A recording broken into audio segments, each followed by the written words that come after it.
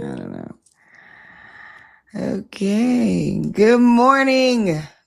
What's up, y'all? I am Omi Bell, and I'm here with my co-host, Takia Ross. We up here, we rocking and rolling, we rolling and rocking, we making it do what it do. You know what I'm talking about? Yeah. So you were up early this morning, Takia. Is that right? Yes, I was up at 4. I'm normally up at about 4:30 in the morning. And you got putt around the house. That's what my mother used to call it. You just putting around, like just doing stuff. My kids say I just be in here making noise, but we're not going to bring that up. Okay, tell them to focus on themselves. And I was today decided to make shirts. So T-shirts at 4 a.m. Okay, listen. I just want to make sure that the people understand how our brains be working. Yes. Okay. So the idea came to me while I was taking taking the dishes out of the dishwasher. And I said, oh, that would make a good shirt. Right. And then, we have all the things. So I'm in my closet now. I call it my closet office. So randomly. My closet. Okay. My closet. In my closet. I have Cricut machines, heat press, you know what I'm saying? Like all kinds of all the tools. What we need. What we need to get it done. Listen, and I created. I was just in there creating things. Can we see the shirts? Well, okay, sorry. Don't you see you all the time? But so okay, speaking of things, waking up middle of the night, all that. Okay, so today I finally caught my bearings. So thank you if y'all watching. This is the 30-day show. Okay.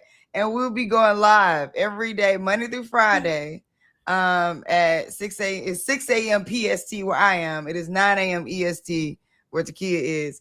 And we'll be doing it for 90 minutes. So we're here for an hour and a half, right? And every morning, Monday through Friday, we got guests coming in. We talking about news. We shenaniganizing. We doing all the things, okay? Yeah. And we really, one of the things that I want people to understand about the 30-day show is it is really the co-host that I bring in for the 30-day show is super important to the show. And when we talk to business owners, I think we're two business owners talking to other business owners. We know exactly what people are going through because we've been through it. And I mean, like everybody's, not to minimize anybody's story because everybody's having different experiences, but I mean, like Takia also teaches entrepreneurship at Micah in Baltimore. And it's all about the real. Like, how real can we be? How authentic can we be? Let's keep it 100 about what's really going on in these streets. And not just being here fluffing it, because I feel like I see so many, and no tea, no shade to however you feel like you got to create your podcast or video, whatever. Do your thing. There's an audience for everybody. There's something for everybody. I think on this one with the 30-day show, it is of the utmost importance that we keep it as real as we possibly can. And that we try to be as honest as we possibly can, and hit the intersection of like vulnerability, truths, getting it wrong, you know what I mean, and not agreeing and disagreeing. Yeah. You know what I mean? I think it's important that we have that type of dialogue, I think. And we just, because that's how perspective comes out. And the more, I firmly believe that the more perspectives you gain access to, so when we talk about like, oh, network, you need to have people, what we're talking about is gaining access to perspectives. That's what we're talking about. We're talking about what is the perspective of a person that's made more than you? What's the perspective of a person that's made less than you? What's the perspective of a person that's further in business? What's the perspective of a person that is just starting? What, like, the continuum of perspective of a person in politics, a person at a certain level of executive power, a person who is a psychologist, a person who is, what are their perspectives? The more I remember when I was doing poetry, shout out to E the Poet MC. Okay, E the Poet MC up in Philly. I was doing poetry and I was doing my rounds of like, buy my poetry book. And I was just like DMing all the poets I knew. Buy my poetry book, buy my poetry book. Now, so business experience starts in interesting places. Yeah. So he was like, why should I buy your book? And I'm like, because it's good. Like, because I asked you to, I think, probably, I don't know. He's like, okay, great. But like, why should I buy your book? And I was like, then I'm like, well, dang, I really got it. So I feel like my pitching experience started when I was selling vacuum cleaners. Okay. There's that. Then I think going into this community building space that I went into and organizing things like that through poetry. And this was one of those interactions for me. He's like, why should I buy your book? And I'm like, and then he made me have to stop and think, because before it was just like, buy my book, buy my book. This is my marketing. Go get it. Go. Before they was really calling it branding. Yeah. It's so I was like, he's like, why should I buy your book? So finally I started kind of like digging into, because of this, because of that. And then we kind of end up in this like back and forth where I was, I'm young and egoic at the time, you know what I'm saying? And he's a veteran in the game, been doing poetry forever, hosting events, yada, yada, yada, traveled, all that. And I'm like, I'm kind of going back and forth with him. And he said to me, you know what you know, and I know what I know. Wouldn't you be better off if you knew both? And I went, absolutely, sir. let me calm it down. Okay. Because I'm out here, and it's crazy because I don't know about you, to give you experiences, but when I coach entrepreneurs, and this is coaching in life, we talk about entrepreneurs because that's where that's our industry, right? So I'm not painting a picture like this is only entrepreneurs or whatever, but I'm talking about entrepreneurs because of this. The people who are not coachable, I'm like, girl, I'm sitting there like, honey, do you want what we doing? You know what I'm saying? People want to pick your brain, all that, and then you start telling them the real, and they get upset with the real, and they don't really want to really get down to the nitty gritty sometimes. Yeah, that's true. That's absolutely true. I think sometimes it's the pushback about your perspective. Like you said, it's about perspectives, right? And it's, sometimes it's when you hear, because let's be honest, like it is hard sometimes to hear, like, no, like that wasn't, because that's real. Like people will just be like, you're going to hear all these no's and get used to, and it's just like, in reality, it still hurts. Every one of them, it does. And so a lot of times when you go into conversation with people, and a lot of times you're going in conversation with people that you want to validate your perspective. You want them to, so you're going into it with, alternative motives. Like, you know what I'm saying? Like, you going into it hoping they like it. Hoping they just be like, oh my God, this is the best thing ever. Yes, you're amazing. And then when they here's say, all my money. Listen, when they be like, no, it's just kind of like, well, what? Like, what do you? And you to put your hard-earned time and blood, sweat, and most sweat. Yeah. And I think some of that, but then too, I think people need to leave space and room. And because we're talking about entrepreneurship, I'm going to say specifically in entrepreneurship, for your perspective to evolve, the more experiences that you have. And so a lot of times you're battling with your own self because your perspective is evolving. The more experiences you have, the more things that you do, the more stuff that you learn. What you started off believing was, this is it, and this is how it should be done, and this is the way. Well, Takia, I just gotta say that I'm not that girl. Okay, allowing your like, in the sense that, like, if you come talk to me, I'm gonna tell you exactly what I think about it. Now, take it with a grain of salt. I'm not even gonna. Your perspective evolves away from me. I'm saying, not in the conversation we having. You know what I'm saying? Like, we gonna have a conversation. I'm gonna tell you, look, I don't think you should do that. I'm gonna tell you, look, why are you? I'm matter of fact, I am the why are you? Why are you doing that? Like, why? Why are you making that decision? Why do you think this overthinking this? Right? Like, why are you? And I this is why I don't offer up a lot of coaching spaces, right, for people. I am about to launch a course though, because I like to get practical, and I don't like to be theoretical. And I think a lot of things, like in the coaching world, be real theory based, and a lot of like, well, tell me more. Well, tell me more. I hate if I started to go interview a coach I'm about to hire and she just keep asking me questions, I'm not hiring because I can't stand that. Really? Well, why? Well, what did you? Well, how did you? What the child? Give me an answer. I'm the kind of person that like, oh, see, coaching, the idea of coaching is that they don't give you the answer. Maybe I think I need a therapist more than that then. Because like tell me, give me a psychic reader. You know what I'm saying? Tell me the answer. I need to know the answer because if you give me the answer and let me do my thing, I'm gonna make shit happen. And I think like that's how I think. So I like to coach those kind of people, right? But sometimes you do. Wait, let me say this. I'm evolving. The Lord is working on me. Okay. Yes. I'm moving into a softer space. Okay. I'm moving into a softer space. I'm still going to ask you the hard questions. I'm still going to be like, why are you thinking this way over this way? Yes. But now I'm going to say it in a softer voice. Okay. Now I'm going to take a breath. I'm going to have you take a breath because I know what I learned about communication over time is I used to did not care about how it landed. I didn't care. I said what I said. Okay, you came to me. You want to know what I think.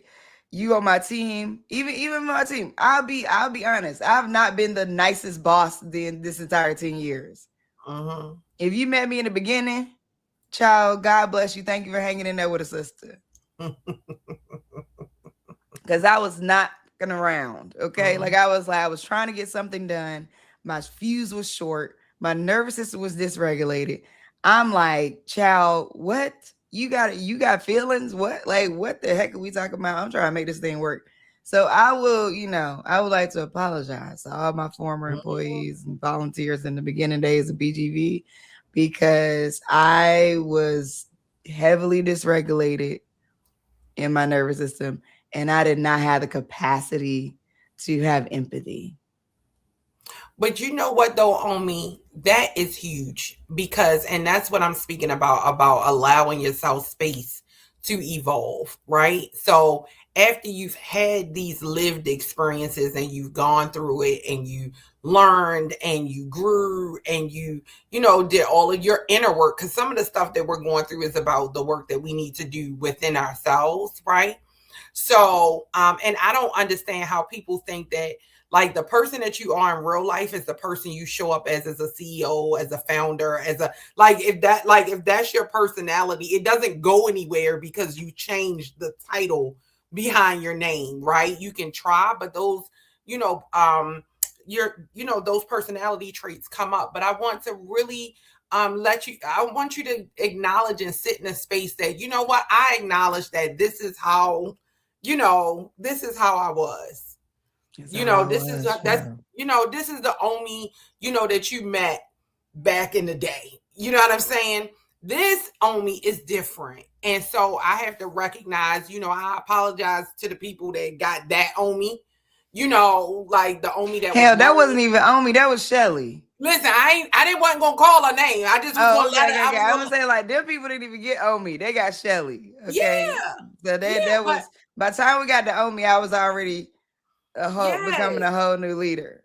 Yeah, and that's beautiful. But I think too, I'm going in the opposite direction. I had too much patience when I started. Like I was loving everybody, and I'm just in love, and I'm just loving, and I'm just like, I can love you, and we can grow, and we can be, and this is great.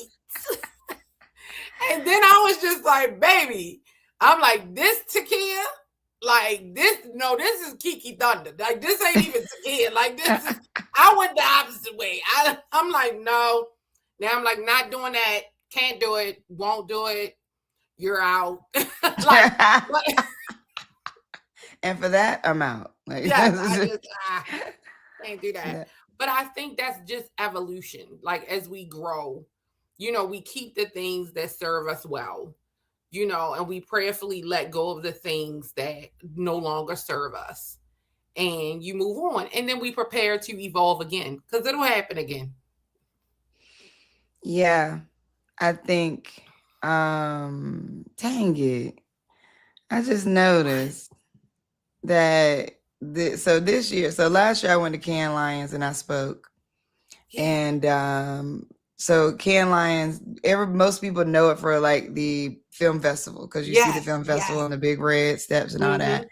The Cannes Lion International Festival of Creativity.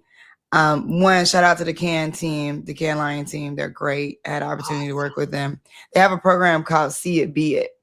And See It Be It is for leaders across the country in the marketing, advertisement, brand industry. And I had the opportunity to go and do a workshop with them around pitching yourself. And so it was really beautiful. I also did some breath work with them to start the workshop off. But the reason why I said dang it is because this year I'm not going.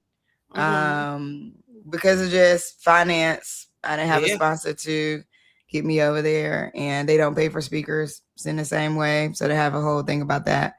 But I was looking at the news, and Denzel Washington, Rihanna, Pedro Pascal, Spike Lee, and Bella Hadid are going to Cannes. And I'm like, dang, this could have been my year to meet Rihanna. Why? You know what I'm saying? Not just could have been my year. Like, I'm like, dang, this could have been my year. So I won't meet. So Rihanna, I'm gonna meet you somewhere else. Okay, won't be again this summer.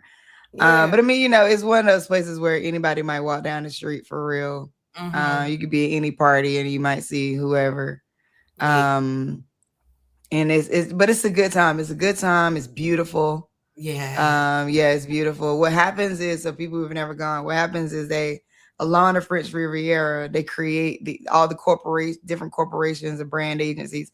They create these beaches. So they have sections of imagine like the pier, right? Like in Baltimore, but every sort of, maybe if you're standing at the top of it, and every sort of maybe 3 feet or so is a section designated for a corporation. And then what they do is, because of the way it's built, we walk down like to the beach. So they'll build on top of the beach. So they build like flooring and all that. Or there may be like little restaurant stuff that are already there that they'll take over. And then it's right there on the water. It's beautiful. It is. I walked over 30,000 steps in that 1 week. This walking is crazy. The love of walking is wild. I will say that. But it's one of those rooms, you know, there's a couple, I'm using room as a big word. It's one of those like places that is kind of like, you know, somewhat who's who, somewhat who can afford to be there, somewhat, you know, because then you might get on a yacht, go to a yacht party or yacht gathering, things like that. And then you kind of see like who's playing and what spaces too. So I think there are like conferences where people are, and I think there's places where you see who people are. That is, I think that is what the difference is between maybe like a Martha's Vineyard or maybe like a Cannes or some of these more expensive, you know, like going to F1, you know, like some of these more expensive, more almost exclusive, but it's thousands of people, so I can't go like fully exclusive. But like going to some of these places is like where people are versus who people are. And the ability to get into certain spaces too. So in all these spaces, there's always a sort of rise to the top space to get into. And that's it. So everybody can be there, but everybody ain't on a yacht. Everybody can be there, but everybody ain't getting to the lobby of I think it's the Ritz. Everybody might be there, but everybody's not getting, you know what I mean? So it's like, it's really interesting. And you can see this across multiple kinds of conferences too. There's always this general pop, you know, gen pop situation. And then there's these private rooms. If you know, you know, did you get the invite? To be honest with you, I'm a little tired. After 10 years of this, I ain't gonna lie. Like, I love the work I did with Cannes Lions because I get to like speak to leaders, right? And then because of that, you're on the speaker roster, you get to do certain things and things like that. But like, I realized that the race to validation that I went through over this last 10 years was harsh on me. And I didn't get that enough credit, you know? Like, you start a business out the gate, you're racing to validation. Let me make sure they know. Let me make sure they like it. Let me make sure they buy it. Let me sure. Then you doing that. Then you do that on the level of like customer, brand. If you building a team, if you know, like it's like over here, do they like it? Over here, do they like it? Over here, let's not even talk about politics or government affairs. If you have to go into the realm of like politics or government affairs, do I have my political affairs, and like it's a lie. That ain't even running the business part. This is running the race of validation.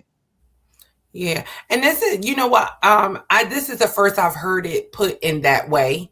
Like, and like, and making the, connection between that feeling of like that burnout that you get to, because that's really what it's like. You run that race and then you get to a place where you just burn. Like, it's like the crash and burn, like, you know, where it's just overwhelming to your spirit, to your psyche.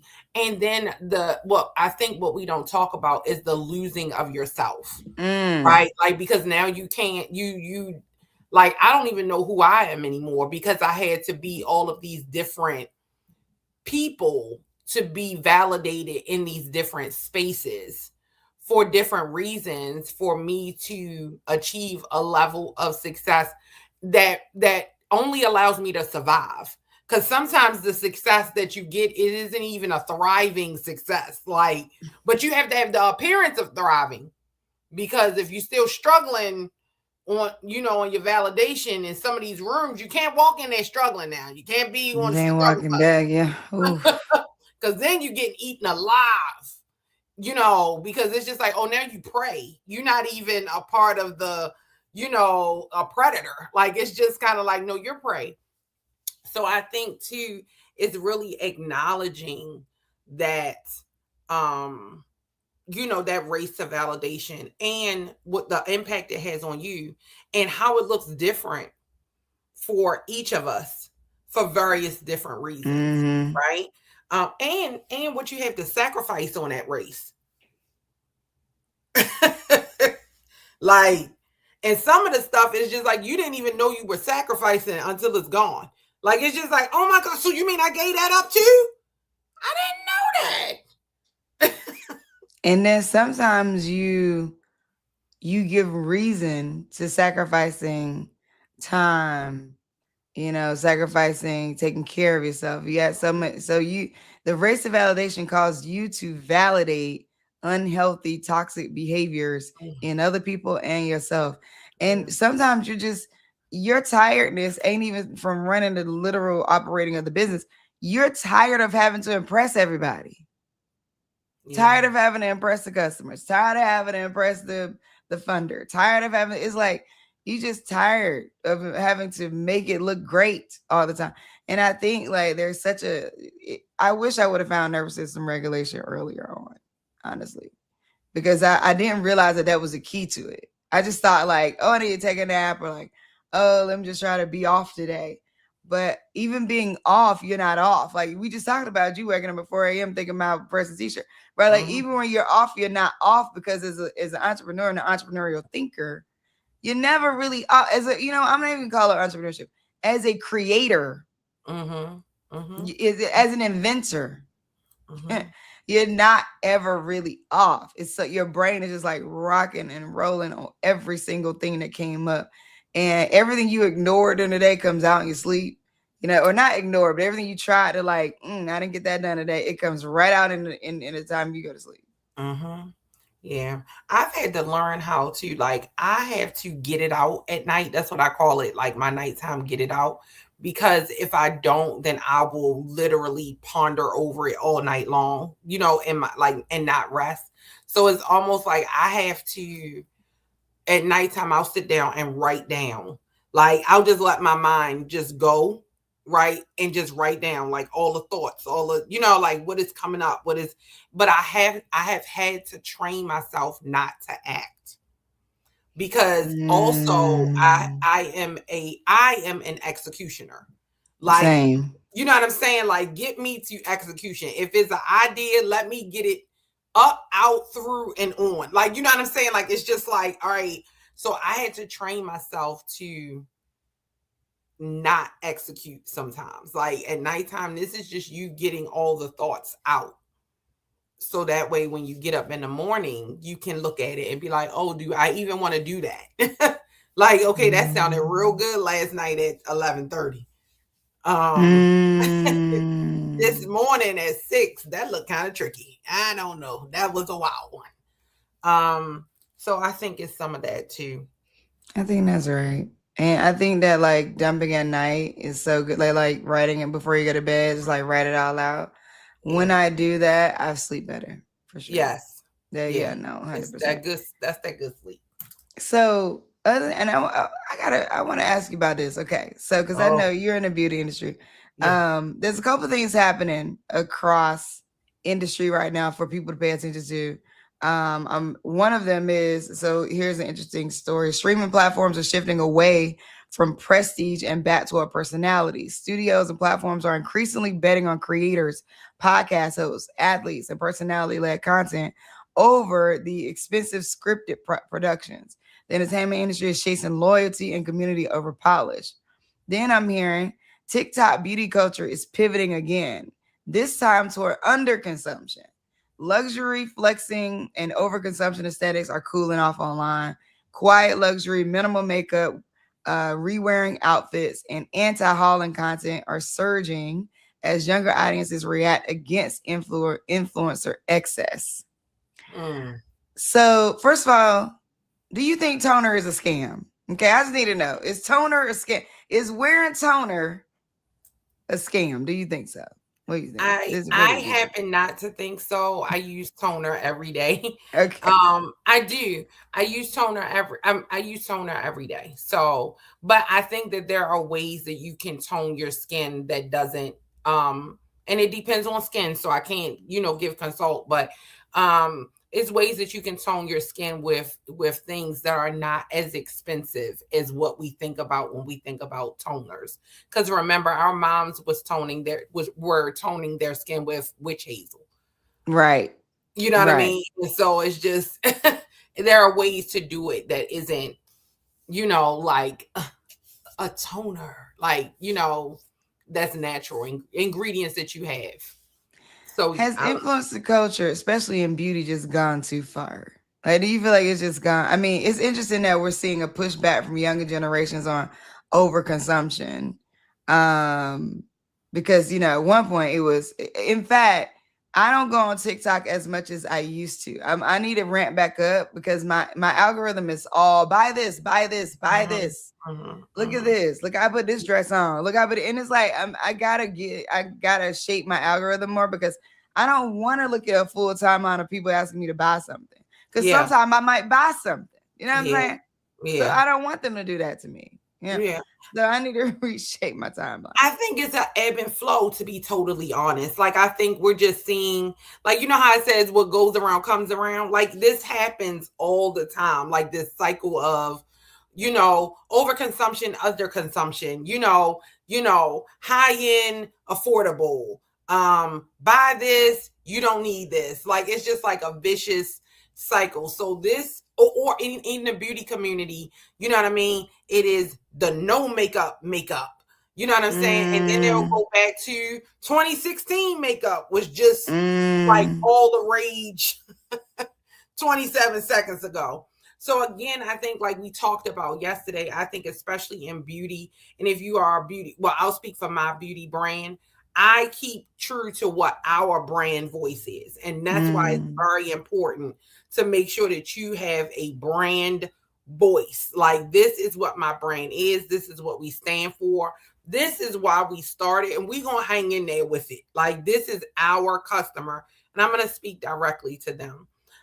We all have moments of overconsumption. Like, let's be real. Like, I look around my house and I live in an overconsumer. I'm a maximalist. Okay. I'm about all the things, but that's my judge, Yeah.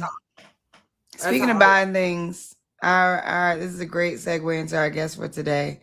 One of our guests for today, her name is Felicia Starks, and she is helping families protect the wealth they work decades to build. So we're going to hear from her, the Wealth Inheritance Network. Oh, I'm curious because I want to hear about one, what is she doing exactly? How did this start? Where is it coming from? Mm-hmm. And wealth versus got money. You know what I'm saying? Hey. Oh, they got money. You know what I'm saying? Oh, they rich. You know what I'm saying? What we saying? You know what I'm saying? Somebody got money, but somebody got wealth. I feel like these are different things. But I'm curious what she had to say. So come to the stage. I will welcome our guest, one of our guests for today, Felicia Starks. Hello, good morning. Good morning. Can you hear me okay? Yes, we can. How you feeling? I'm doing fantastic. I'm feeling fantastic. How about you? Good. How did you hear about BGV? How did you learn about BGV? I'm sure it was through Instagram, and I feel like I started, that it started there, and then I get the emails, and I remember getting the email, and I was like, well, yes, I want to talk with some fellow beautiful queens. Yeah, let's do it. So Wealth Inheritance Network, why did you launch this? What was your experience behind making this decision? Well, thanks for asking that question. Thanks for even making this, having this panel be possible. So it started, I am an entrepreneur, so I've been working for myself since 2020. I got laid off, was a corporate America girl forever, ever, never saw anything outside of that. And in 2019, I started selling products like fat reduction products, and the money was just coming in. And then during the pandemic, I didn't even realize that was making more than I was making at my job. And I have like a degree. Anyway, fast forward to I opened up a fat reduction, like a non-invasive fat reduction studio. And so there were months that there was no clients coming in. And I was tired of having those gaps not being filled. And if as an entrepreneur, you're figuring stuff out as you go, not unless you have a mentor that actually tells you, hey, you need to plan for this. You're not going to always be busy. So in 2024, I got licensed because I was responding to a job I was responding to an ad for a job. And it ended up being that I was getting my life insurance license, had no idea. So Wealth Inheritance Network was born from that, because when I found out there was a big gap on what I knew at 50 versus people have been knowing for a long time. So to pull this story forward, when you think about life insurance, that's not a sexy thing. Only time we think about life insurance is, okay, somebody's dying. But what I found out is that there are what's called living benefits that happen, where if your mind and body stop working and you can't work, but you're living, how long before your family is going to be having issues if your income stops? So with the living benefit, cancer, major like cancer, stroke, heart attack, something like that happens, you can access up to 90% of your death benefit while you're living, in order for you to be able to fill in that gap while you're not working. How many families could be financially stabilized by having that money while someone is going through their health crisis? Because a lot of times we see GoFundMes, it's not always when someone is passing. A lot of times it's because someone who was working couldn't work, and they like, hey, maybe it was an illness, maybe they had a accident and they couldn't work. And so it's to fill in the gaps, and so a lot of times the wealthy have used insurance in order to be able to build their wealth, whether it's with a fixed indexed annuity. And IULs are not very popular, but a lot of wealthy people have been using IULs to, whether it's set up a tax-free retirement, they have different things called $1 million baby. So there's a lot of different ways that the wealthy have been using the life insurance in order to build wealth. And so go ahead. Yeah, thank you for that breakdown. So I want to. There's a couple. I got so many thoughts because I think there is a push. There's an inherent, I feel like, pushback on life insurance, and so I think that because at one point there like insurance sales, it was like a door to door. People come like if you depending on how old people are, if they remember this evolution, it kind of almost started to feel a little bit like a scam to people because. So I think there's one thing where like people don't always want to talk about death. Like I feel like we hear that a lot. Like because people don't always get life insurance because they don't want to talk about death. And I get that part. But I think there's another part of this that we don't always kind of bring up, which is there was a period of time where I think people felt like, one, there was a little bit of a scam. Like, oh, people out here selling life insurance door to door. And then like, were these agencies real? Were they going to pay out these benefits in a certain way? What are some of the rebuttals that you get? And I think one of the reasons why I talk about this is not for necessarily for anybody to rebut you, but I think rebuttals is a part of what we don't get to talk about publicly, right? That we're going through as entrepreneurs. I'm sure, in selling life insurance, you're getting pushback. What are you hearing from people? And then how do you move through that? I love that you asked. That's a great question. And the people that come to me, they understand life insurance, but for the ones, there are people that I will meet that say, I haven't met anyone that said that they didn't believe in insurance, in life insurance. But to your point, when we were growing up, I remember seeing the guy that would come through the neighborhood once, he would come through once a month, and our grandparents were paying on these policies forever. And these policies were just enough to pay for a burial. And you think about $10,000, like it's $10,000, $12,000, $20,000 is not a lot. There are people that do not believe in life insurance and they say, well, it's a scam. I have heard people say that. And what I tell someone is that the only thing I can because I'm kind of new, well, not kind of new, but I'm a short time in the industry. So the only example I can give you is that I had a client that I covered him. He reached out to me in January, like a couple months ago, to get a policy. He made a payment in January. He made a payment in February.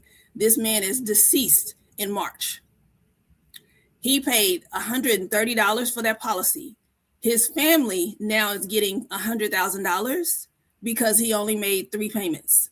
So it can be said to be a scam, but the insurance company is the one, they have the biggest risk because they are basically, they're putting the risk out there that if something happens to you before you even pay halfway into this policy, they're going to guarantee they're going to pay your family. So the other reason that some people think that it's a scam is because a lot of times insurance agents haven't always been upfront. So it'll be sold as you're going to have this policy forever, but it ends up being a term policy. And so a lot of people do not believe in term policies because they have a term. And so my way of thinking about explaining a term policy to someone is that a term policy is only to be for a certain amount of time for your life. So if you have a mortgage, you want to have coverage for while you have that mortgage in place, because if something happens, whether you live or you have a illness or you pass, you want to make sure that mortgage is taken care of. Otherwise, your family is going to be stuck with trying to figure out how to pay it. Think about Angie Stone's family. They had the money, but they ended up having to sell her house because they didn't have enough. There wasn't enough coverage to pay after she passed. Did that answer your question? Yeah, go ahead again.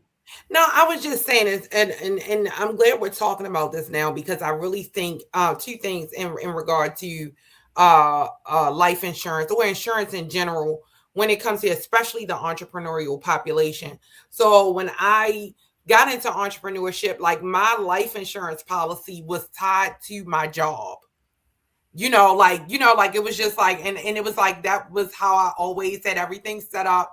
And so it's almost like you don't even think about it, like as you transition into entrepreneurship. And I quit my good government job, you know what I'm saying, and I went on ahead and I'm like, okay, I'm out, and I'm doing big stuff. But now I don't have life insurance, right? I don't have life insurance. I don't have, like, you have to set that up yourself, right? Yes. So now you have to move. And by that time you're older. Like, I was older then. Yes. And so then I'm just like, wait a minute. Yes. What you mean? Like, I was paying $12.27. Yes. And now I'm a woman of a certain age. Yes. And now they asking me for hundreds of dollars a month, for my life insurance policy. And when you think about like your bills and everything that you're juggling, life insurance is the first to go. Like, listen, that's not a priority. It's not a priority. Yeah. So how do we, or give us some insight on how, especially entrepreneurs thinking about transitioning, into full-time entrepreneurship and leaving those types of benefits? How should they plan? Like, who should they reach out to? How should they navigate that flow? I'm so glad you asked that question. So as you said, when we're working at a job and our insurance is $12, you're not thinking of, like, you just thinking, okay, I'm gonna have that forever. And as you said, when you leave, whether you go to another job or not, anytime it has to be where, okay, my age and my health is a factor on whether or not I can get covered, then that's when it becomes a real thing. So for the person that is an entrepreneur that's transitioning, I would say to look, because most people want a whole life policy. And when I say a whole life policy, you want a policy that goes forever.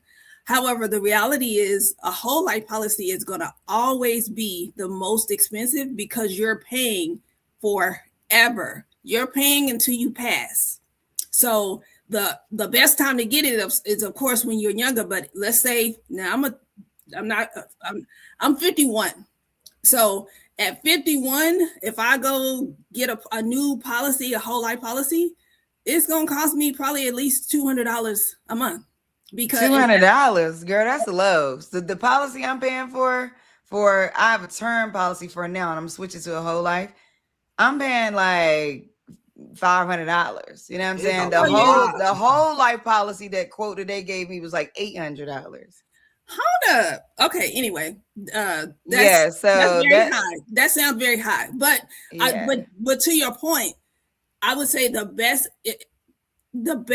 if we're on a budget, I would go for but also it might be the amount of money that I'm having paid out.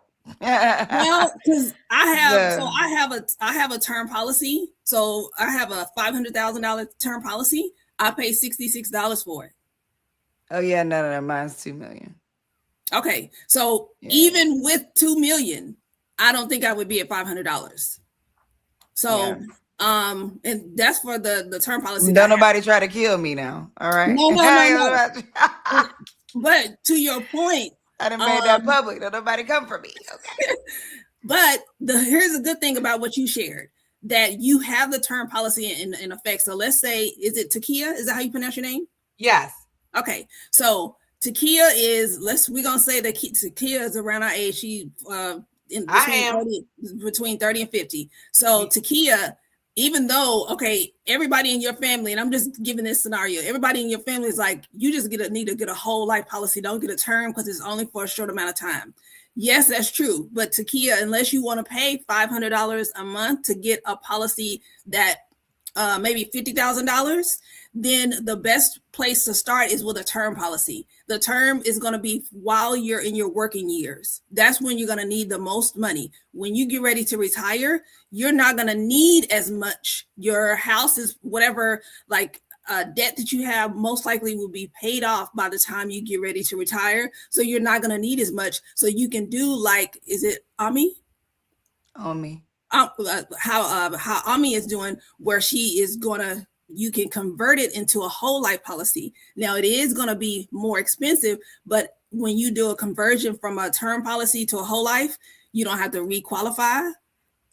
you just say, okay, I want to have this much. And so then once you get when you get closer to the retirement or your end of your life, you're not going to have as big as policy.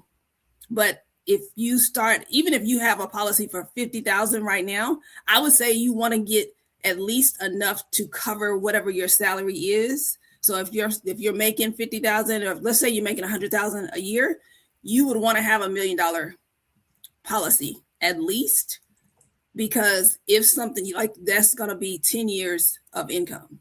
Mm-hmm. And so there's carriers where you can get a policy and you don't have to take a medical exam, because that's what happens a lot, is that as we get older, our health changes or things have happened and that we have no control over, and it will affect how much coverage, it'll affect how much your policy is. And if I'm thinking, okay, I got to pay $200 a month for a policy that I may not ever get to touch, why do it? That's the thinking. But if you're thinking legacy, because if you have kids, that's what I'm thinking. The greatest transfer of wealth is at death. Yeah. And I'm trying to get my parents to see that, because, they believe they got policies, but I'm like, you need bigger policies. Yes. Like, you got a policy, but you need a bigger policy, because you have the opportunity to really set us up. And I think for me, I remember like somebody in another comment, she said, she was thinking, oh, I don't have no kids, so I don't need a policy. And she was like, but then somebody's like, but you have a house, you have all these other things. You do need a policy. So I wanted to highlight that, because I think that was also a great note. I remember, like, when my grandma passed, we're just divvying up the furniture. Who's going to get the TV? You know what I'm saying? Like, I think that, we got to get past that as a community and understand, like, paying into these things. Another thing, a world that I walked into more recently, is understanding how people without jobs are living. So to your point, life insurance is one of them. So how they're starting new companies, right? The idea before was you get a house, you get equity in a house, you borrow against it. That's your startup money. You could do something similar. I don't want to give out any misinformation, but in terms of like borrowing against or being able to leverage your life insurance policy, that is a thing. Yes. So when we talk about startup capital, we're talking about like what capital you be, like you said, living benefits. Also, people are out here living off of their portfolios. I'll get into that a little later in the show, maybe today, maybe another day.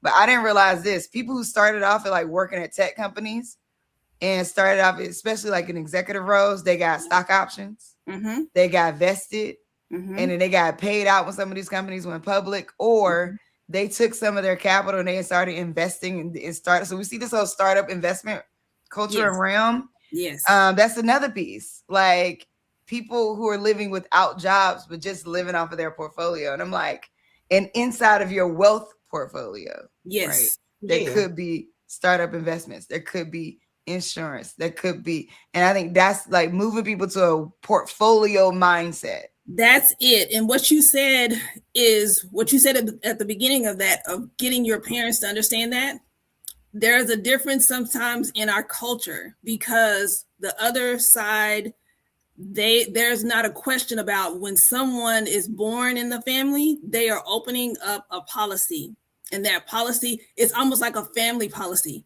So maybe everyone is kind of paying into it. And so when grandmother passes, grandmother is passing on, like, their policy is paid out to the family trust. So they are setting it up so that family dynamic will always have money. You will always be able to, depending on how they have it set up, they may be able to borrow, like you said, from the policy in order to start this, or in order to have whatever it is that they want to have set up, but they are setting that up, and it is just understood.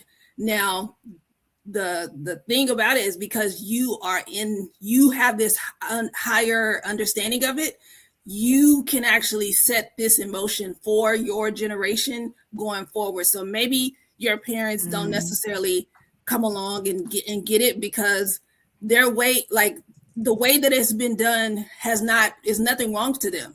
And I'm not saying it is now, but it's like for your children, and then going forward, they will know that Grandma Bell made, like she set things in motion. She set a legacy so that we could really be able to hop forward if we need to and not have to get it out the mud. Because even though we can get it out the mud, the once we know different, we are held accountable and we have to move different. And now that you know all of the things that you just shared, it is really our responsibility. And that's why I'm so passionate about talking about the wealth and talking about the things that are happening that we haven't even thought about. And I keep saying, I wish I had learned this stuff in my early 30s, when I was 20, like for all the stuff that we're required to learn in school, that they require for the kids to learn in school, some of these things about how to actually how create wealth and how to transfer it, that should be taught. But because it's that, think about if there were more families that had insurance. Just think about this. If there were more families, especially that look like us, that had insurance, and you had the mothers and the fathers of the kids, that would definitely change the dynamics of our community, because a lot of what's happening, violence or whatever, is because of lack.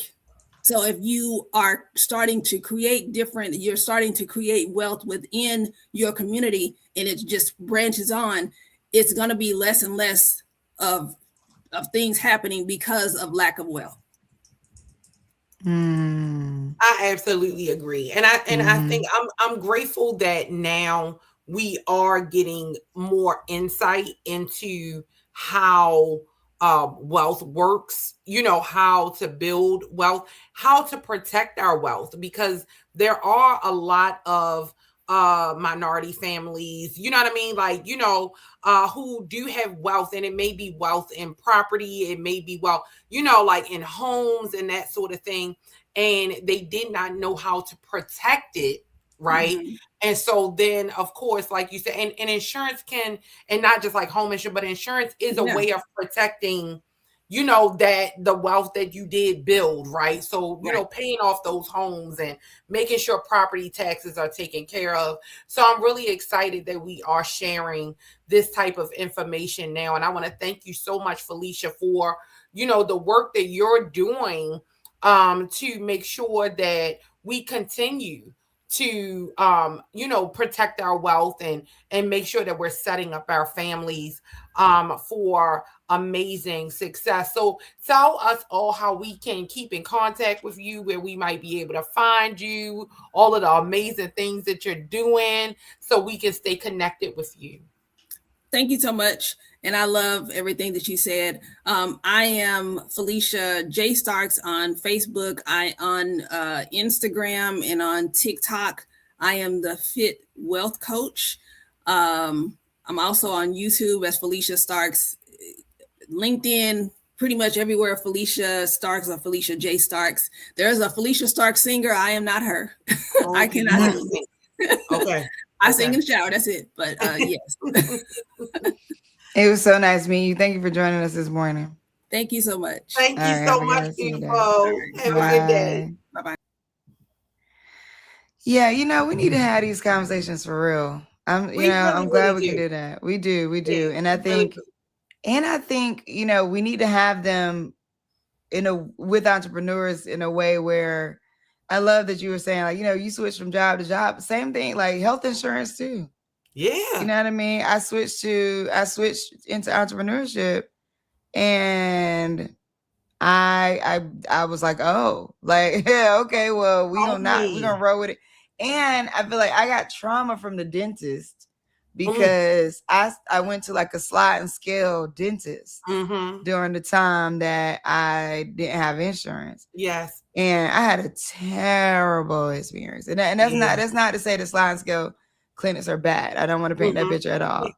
But I think that you really got to vet out. Like at that point, you're really vetting out who the people are and what they care about. You do. Like, you know what I mean? Like with insurance, you kind of go to a doctor. You're like, okay, I generally trust that they're generally that. But I think that like when you're up against the wall, you don't have insurance like that. You really got to vet out where you're going. Yeah. And I think too, especially when we bring up this conversation, I think too, it's also a discussion around the current economics of the economic state of our country's inflation and all that we're seeing, and how that impacts the rates that our like that we're seeing, right? And so like we can talk about every kind of insurance, right? There is stories out there of people's homeowners insurance like ballooning out of control and doubling what their mortgages was. So you go from having a $1,000 mortgage to having a $3,000 mortgage because your home, your homeowner's insurance or your escrow or, property tax, whatever that is. And now it ballooned. The same is for, and I'm finding the same is for like your auto insurance, your health insurance, your life insurance policies, right? So it was just like, then that's why I brought up, as I got older and I'm looking at, like switching policies or changing or adding, like little things or making adjustments because my daughters are older or my son is younger, or I want to protect the house differently. Like when I was looking at those rates, I was with you. Like when you get a $500 a month, like insurance bill, I'm just kind of like, oh, like who? Like who, where that money coming from? Right. That's what I'm saying. I don't know, no tea, no shade to the insurance she's selling, but I have no idea what insurance she's selling because I have not seen a policy that was $69. And I'm not saying they're not out there. They're out there because you got different folks, different agencies, different, you know what I mean? So that's not having anything to do with her. But yeah, when I look at the rates that I'm looking at, I'm like, oh man, And then another thing I think too, like let's talk a little bit if people don't know. And again, I'm not an insurance specialist. This is just based off what happened in my experience. Is you there's also the process you have to go to. They send like a nurse to your house. You have to give blood. You have to give your weight. You have like, you know what I mean? Like they actually look at like the state of your health to figure out whether or not you qualify. So yeah, it is. And then even when you brought up like, like what we wish we would have known, right? And being able to, have these policies that we can borrow against or pull money from. One of the things is you have to be able to play the long game. Like, because what that like, that is the long, like these people are playing long game. That's it. You have to be in this thing, recognizing that this isn't immediate, and we're in that type of society now. You know what I'm saying? So a lot of stuff that we are talking about, especially around insurance and building wealth and that sort of thing, that's the long game. And that's even if you get to see it and enjoy it in your lifetime. Like some of it is I'm playing the long game for generations behind me, for my children's children, right? So it's just kind of like also taking that into account as well. 100%. Speaking of playing the long game, that's a perfect segue. You wanted with the segues today, okay? That's a perfect segue into our next guest, McKeever Conwell. I'm so excited because we haven't talked in a long time. Rare Breed Ventures. Just what I'll say is like you meet a lot of people along your journey, right? You meet a lot of, especially in this business world that we in, you meet a lot of folks, you meet a lot of investors. I can truly say that there's nobody, it was rare, with a better heart for this work and investment in people growing businesses than Mac. And so I'm excited when I saw him sign up, I was like, yes, we need to talk anyway. So I'm so excited. Coming to the stage, okay, welcoming McKeever Conwell. How you doing, brother? How's it going, family? It's good to see you. It's good to see you both. Oh my goodness. Yes. I know. It's been forever. We have moved across the country since the last time we talked. Like, yes. What's going on? Man, ain't nothing going on but the rent. That's what we talking about. How we getting it paid? That's what we're trying to figure out over here. I heard that. What's going on, family? How y'all doing? How's everybody living? I'm excited to be on. I'm excited to be a part of this. I'm glad that you reached out, allowed me to be a part. This is y'all both doing big things. So like, And considering from like how we all met, and where we were when we first met to where we are now, like it's a dope experience. So it is, Mac. It's so good to see you. I haven't seen your face in too long in our ecosystem. You know, I need to get a little bit of your rare breed in my life to make sure I'm safe. Because you know you got to snatch me up sometimes. You know I'm loose, Mac. You know I come loose. You know what? So we haven't talked in so long. I really want to know. So we'll tell the people a little bit about what rare breed is, what you're focused on. Yeah. And then for as much as public we can give it, well, I need an update. You know, I need to know like what all the things. I do. How is the baby? Not even a baby no more. The baby in college. Oh my goodness. So first and foremost, how's it going, everybody? My name is McKeever Conwell. Most people know me as Mac. If you follow me on Twitter, it's Mac the VC. I'm founder and managing partner of Rare Breed Ventures, pre-seed to seed venture fund based here out of Baltimore, Maryland, investing in companies primarily outside the major tech hubs, outside of Silicon Valley, New York, and Boston. But more broadly, we invest in North America, South America, UK, and Africa. Fund 1 was a $10 million fund. We made 47 investments, 6 exits, and 24 companies still going. Yes, let's go. And so currently in the process of getting to the next fund. So that's the quick and dirty. Like my background, I'm an engineer by trade. I was a 2-time founder, CEO of both companies.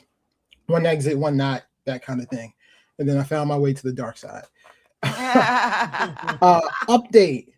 A lot's happened, most of which we'd have to talk about offline. Right. Fair enough. But I went through a 2-year period with like some really bad health issues. So I'm just getting on the other side of that. And so, you know, I'm in a rebuilding phase for things. Family's good. The baby, she just turned 4. 4? That's what I'm saying. I can't. Oh my God. The baby's in college. I already said she's born. Lord. My daughter's 4 now, and my son, he just turned 15. Oh my God, Josh is 15. Now he's a doctor. In the world. He's a whole grown man. So. Oh my goodness. How's your wife? She's doing well. Good. She's doing well. You know, working at a new marketing firm. You know, kicking butt, doing what she does. So I know that's right. You know that they still talk about having gone through Black Girl Ventures and getting the pitch with their soap business. So that is that's still a thing that comes up at the house from time to time. I'm so happy for you. I'm happy to hear that you're on the other side of health issues. And I think, you know, we were just talking about insurance. And I think this is one of those things where, like, as founders, you're growing something, you're just going. Yeah. And, you know, and then something could just stop you in your tracks. And we are figuring out how to prepare for that or how to, like, move through that, too. It's just a whole nother level. I mean, we are resilient people, right? We'll bounce back every time. I think we got a lot of founders watching right now, and it's a crazy climate right now. So I'm interested in what you are seeing in terms of like trends or like things for people to look out for. Like, do we just slap AI on every slide? Like, what are you seeing in terms of trends across the industry for on the founder side? Because I think on the fund side we could get to that too. But on the founder side, what are you seeing? Some trends that are happening. AI has changed the world. The competitiveness for raising capital is higher than it's ever been.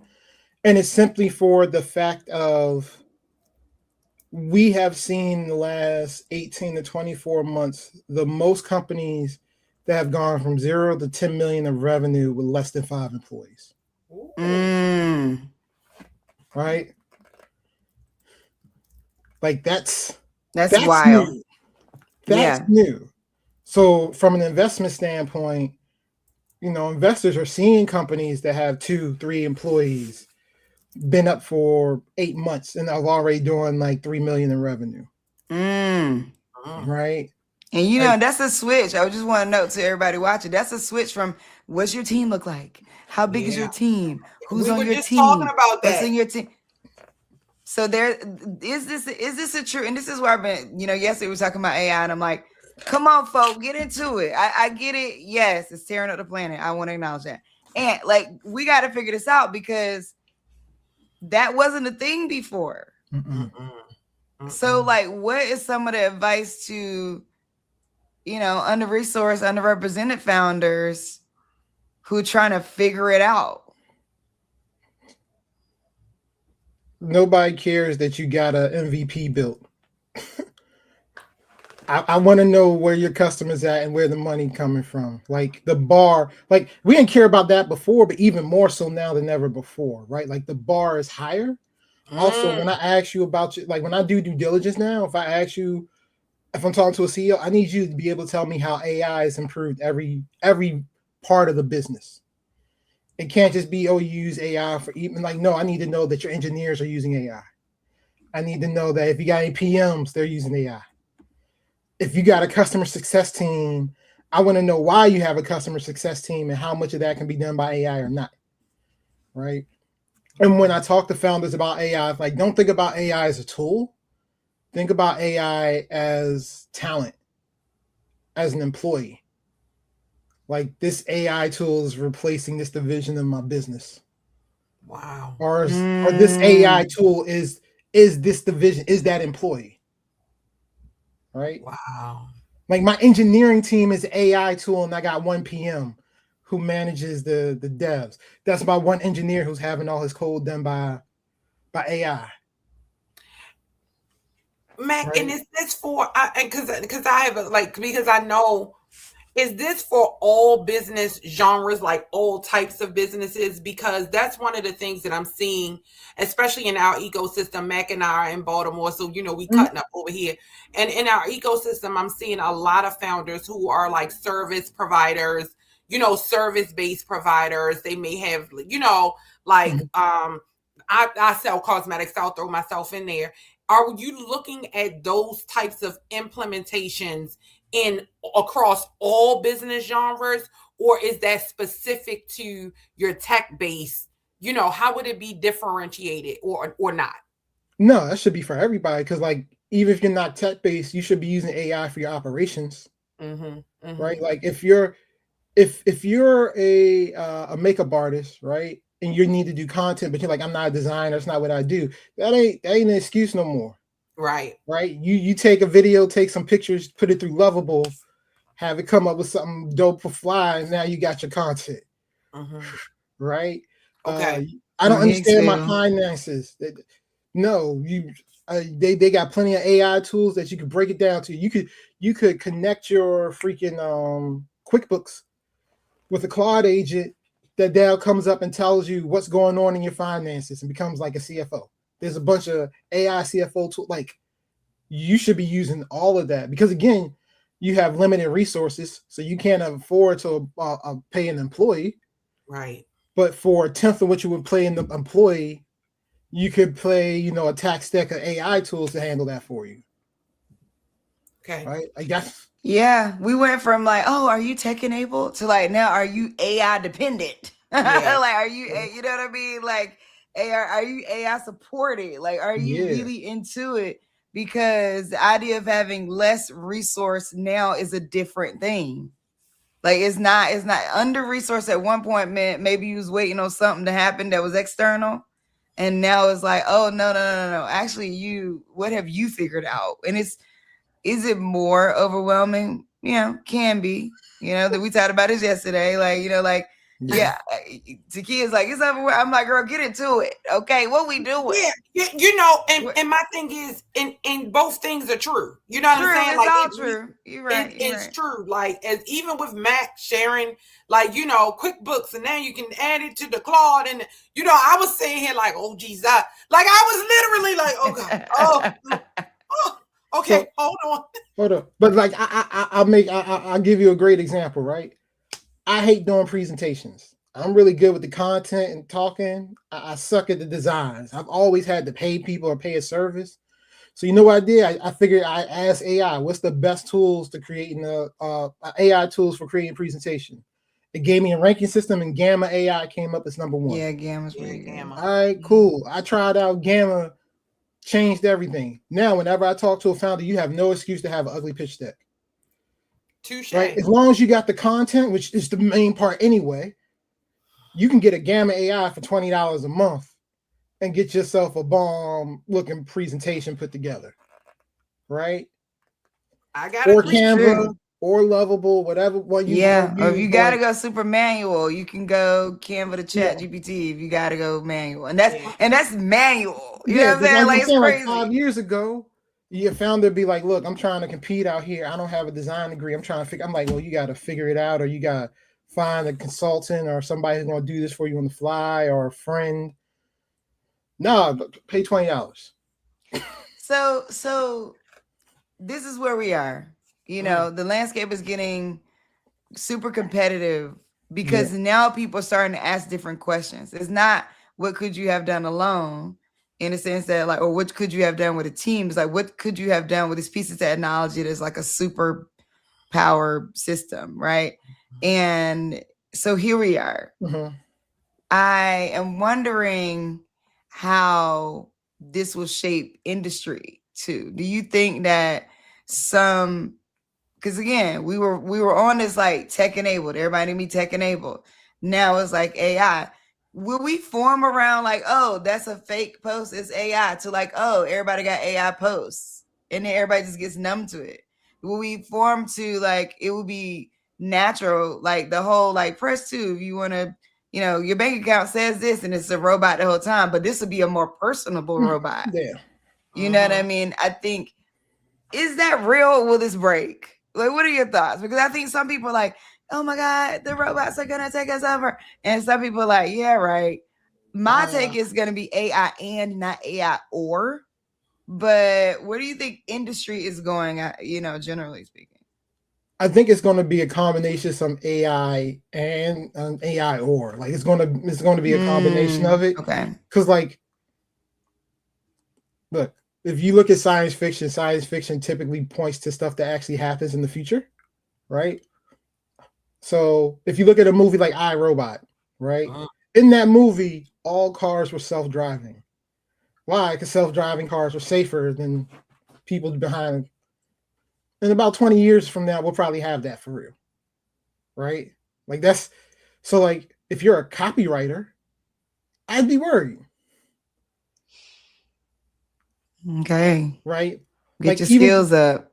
Like if you're somebody who's like a creative writer, I'd be scared because I can go to Gemini and have Gemini go through all of my Medium posts and all my tweets and have it tell me what kind of voice I write in, and I can have it write posts for me now.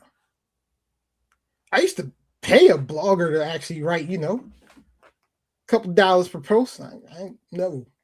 Don't need to do that no more, right? You know, creative team, if you are a designer, you better make sure you're the top of the top. Yeah. Every company only needs one designer, if that. And most of that stuff is going to be pumped up through AI, right? Like, and it's only going to get better. Yeah. It's moving so fast too. So fast. If you're a legal aid and you work in a law office, a lot of that's just about going through documentation. Well, I don't need a junior law legal analyst to go through documentation anymore. I can put it through an AI tool. It can go through this contract better than anybody can. Yeah. Paralegals, like. What about investment? So like how does it shift the realm of investors? Yes, it shifts their mindset on what they invest in. But will it shift funds? Like in the sense that like, okay, you go out, you have a bunch of coffee meetings. So here's what I'm seeing on the philanthropy side. And so I'm wondering if this is happening on the venture side as well, which is money is now 40% of the capital that you're getting now is from billionaires or family foundations. Like the corporations are totally shifting in how they do their corporate philanthropy. They are not giving out as much capital as even before George Floyd as they were giving out at one point. So it is now like you got to really get small room. This ain't the bigger rooms. Let's go network and do it. Like it's like you gotta now. It's like I gotta have somebody curate a room of important people, and then be able to get in front of those people. How is it shaping the venture capital realm in terms of VCs being able to raise or move? I mean, everything's even more data driven, right? There are firms that have gotten rid of their entire like analysts and all their associates. They're like, I can have AI do that. Right? AI can write these memos for us, right? If a company's coming in for funding, these thematic firms, they have algorithms they can put it through. Do you fit our algorithm or not? Right? There are funds that are doing that, right? And so it makes it harder to get investors because the industry's shrinking as well, right? We're seeing consolidation, we're seeing shrinkage, right? And then the big funds are only getting bigger, right? And their focuses aren't changing much. So, the paradigms of being in those big tech ecosystems is still a thing.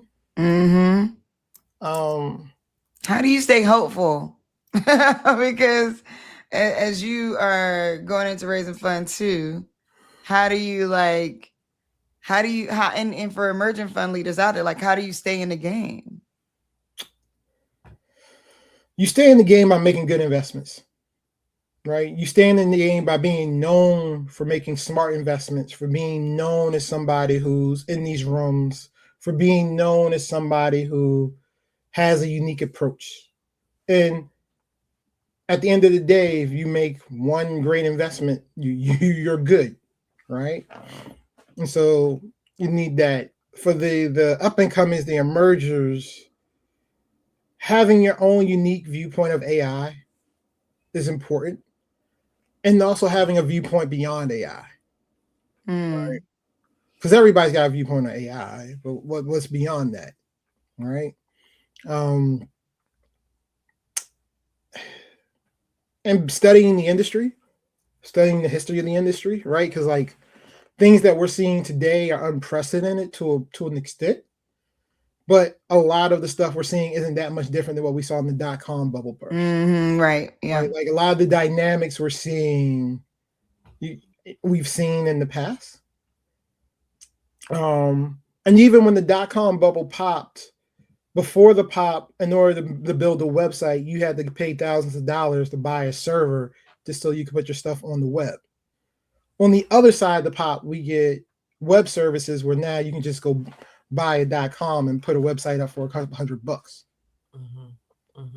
Well, pre-COVID, right? That's the pre-AI era. We're starting to talk about crypto and things. We saw a little bit of a pop. Things went up. Now we got this AI going.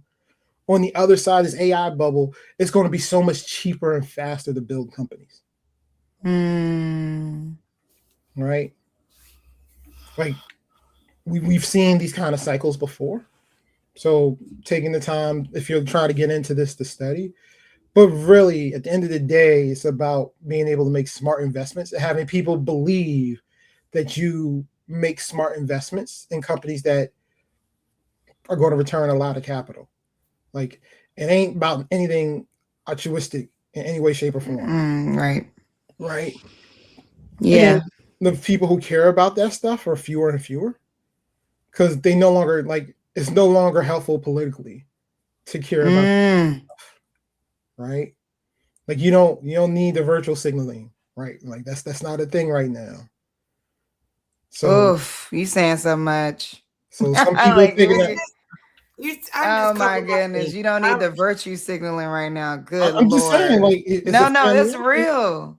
Like, the idea of like, do I got to put money to this local community of underrepresented folks that used to be important to me now? That makes me look good.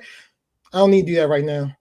That's not what's hot in these streets. That's so real. And also, people need to understand like the political, like all the things that are happening in the world are connected, right? Like geopolitics are connected. So if we're getting money from these ultra high net worth folks, but at the same time, they're in the middle of trying to make sure who the next politician is going to be for the primaries, right? Trying to push for what's next in whatever political party, trying to figure out how they can or can't make money during these war times, trying to figure out where their money should be going in terms of the war effort, whether supporting it or against it. And so people with a lot of money are being pulled in a lot of different directions than they are in normal periods of time. So that means the amount of money they have to put towards risky assets, which are, these investments, those change. Especially when the public market is like going, it's still going up, but everybody's waiting for like, when's the ball going to drop? Right. Right. Because like the day Tesla or Nvidia or Microsoft drop by 10% is the day all those people stop taking y'all calls and start freaking out. Right. Like that's where their real attention's at. And so, where people are putting their money is different than where it was, a year ago, 2 years ago. Yeah. Wow. Thank you for sharing that. We needed this conversation. Dang, we should have had you on early in the morning. What? Because I feel like I have so many more things. But we're coming to the end of the show. What do you want to see happen for Rare Breed? What's your vision looking like right now? I would love to see Rare Breed become the first round capital of this generation, like that big time first check writer, early check writer firm. And to have the reputation of we invest in everybody, right? Like my portfolio has all types of founders, shapes, colors, creeds. It doesn't matter, right? I just invest in dope founders. And so being known for that would be awesome. And being known for making like really, dope investments, right? Like companies that make a bunch of money. So yeah. You're doing it, Mac. I think you're doing it. I'm trying. Yeah. Thank you so much for joining us. I'm gonna have to send you a separate email for us to get a meeting to like really chop it up. And y'all gonna nerd out so bad. And then after y'all nerd out, then I'm gonna call and I'm gonna be like, Mac, what? Now break it down for me. Like, Mac, that's what it's gonna be. Y'all gonna nerd out. I'm gonna be like, no, okay, then Mac. I got you both, but we got to catch up for real. No, we do. Thank you so much. I appreciate it. It's good to see you, man, for sure. Great to see you too. I miss you both, but we'll catch up soon. All right, sounds good. Tell everybody hi. We'll do. Bye. All right, bye-bye. I think these real talk conversations about where industry is going is so important. It is. It really is. And I'm gonna be honest for anybody listening. I'm doing the hard work too. Like I get it. Like, you know what I'm saying? Like it's a lot. You know what I mean? It can be stressful, and I know that sometimes it's like doing the most. And let me try to tell you something, Omi. Joe said this yesterday when I talked to Joe. Joe said, I'm focusing on 3 things. That's it. 3 things. I set 3 goals this year.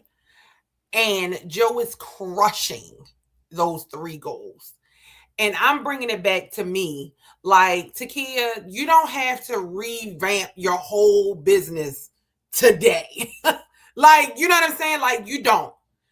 How can I do one thing? Like, choose one of the areas that like, I'm going to tackle social media marketing. Not even whole marketing, just the social media one. Like, that's it.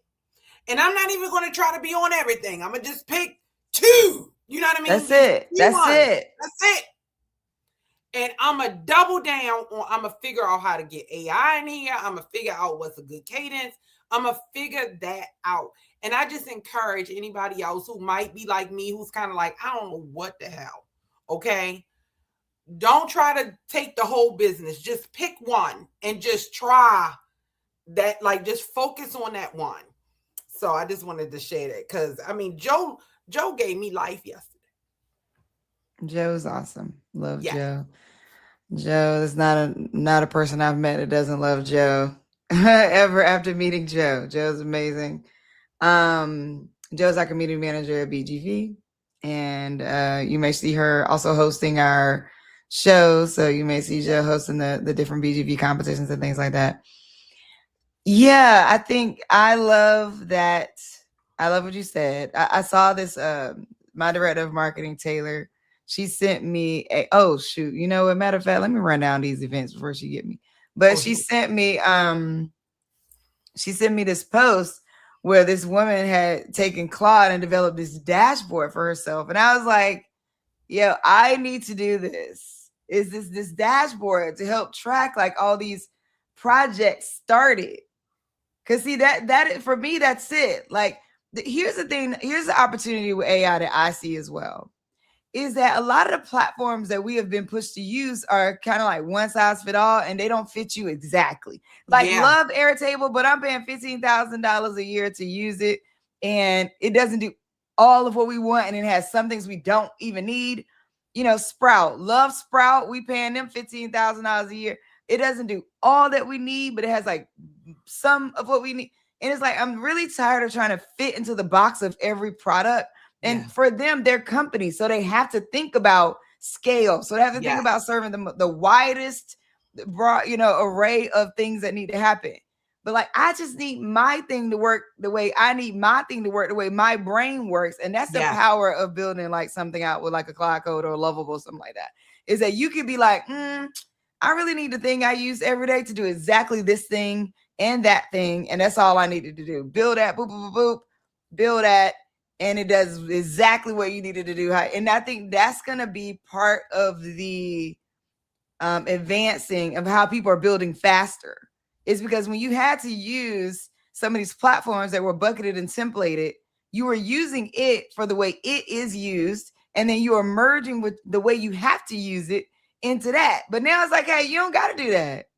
Now, whatever you need, create. If you need something to remind you every night at 9 p.m., it's time for you to brain dump, and then send you a journal prompt. And then you sit down and you do that, and you check it off in the morning, and you be like, you wake up and say, hey, what did you dream about?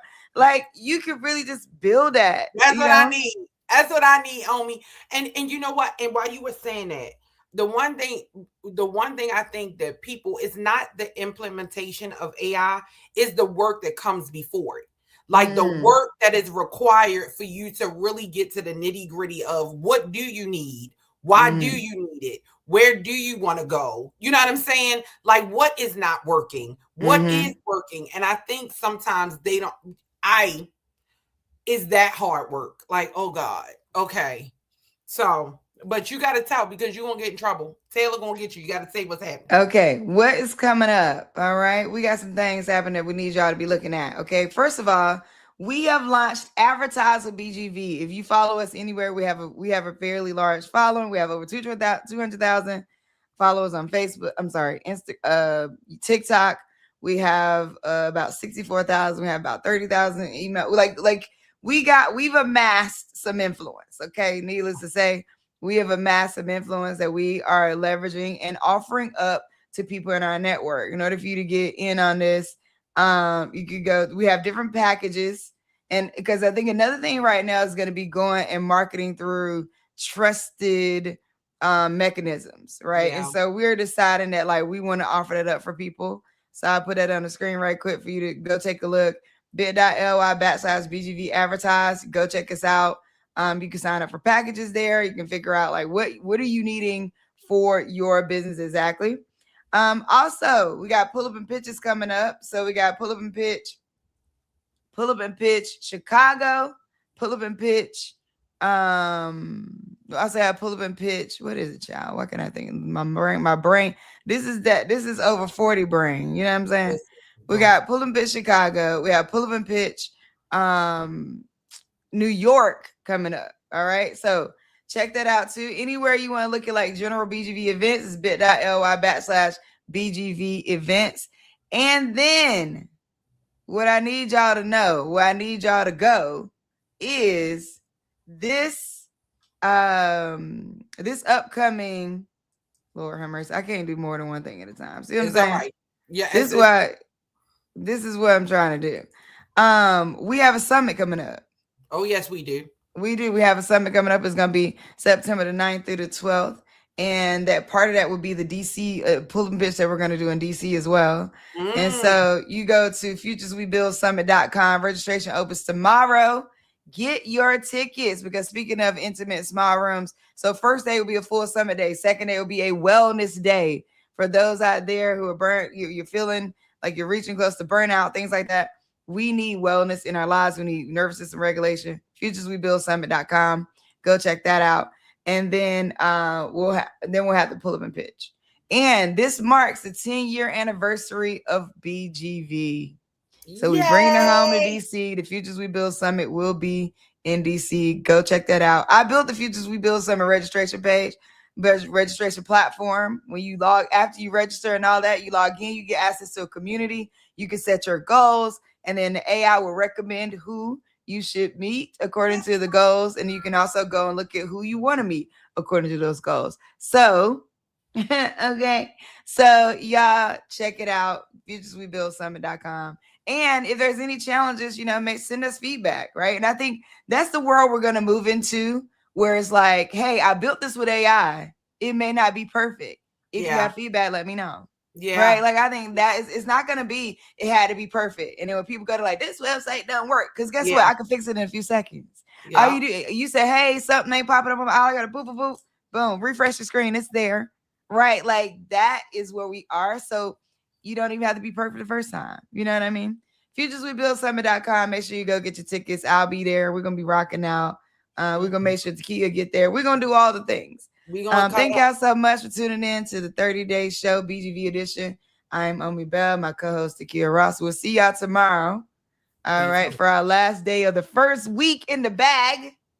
That went fast. I finally caught my rhythm today. Okay. I've been struggling to get up this Monday through Wednesday, but today I was like, ready. I did it. There we go. All right. So y'all have a good rest of y'all day. We appreciate y'all. Thank y'all so much for tuning in.